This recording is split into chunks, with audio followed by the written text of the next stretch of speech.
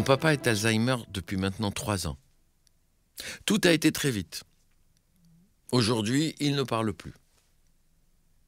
Le plus dur a été de voir s'écrouler cette image que j'avais de lui, de voir disparaître toutes ces choses qui étaient en lui. Puis la colère, la déception, la révolte ont laissé place à une nouvelle façon d'être.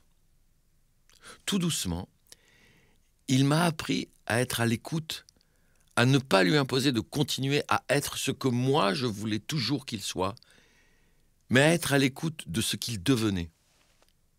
Petit à petit, chaque nouveau signe de sa maladie m'amena à l'écouter au-delà de sa lente déchéance, à un niveau toujours plus subtil en lui et en moi.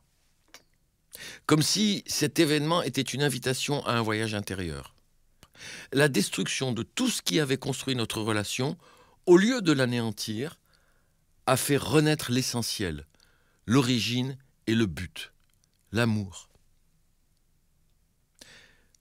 Ce grand silence qui s'installe chaque jour un peu plus est rempli de cet amour qui ne demande qu'à être écouté.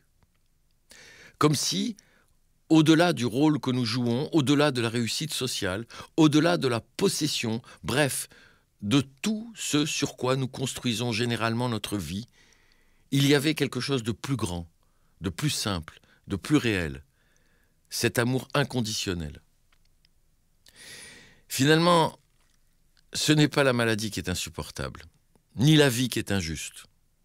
Le plus dur, c'est ce combat contre nous-mêmes, contre nos peurs et nos préjugés, ce chemin très douloureux, mais qui nous conduit à être à l'écoute de ce qu'il y a de plus élevé en nous.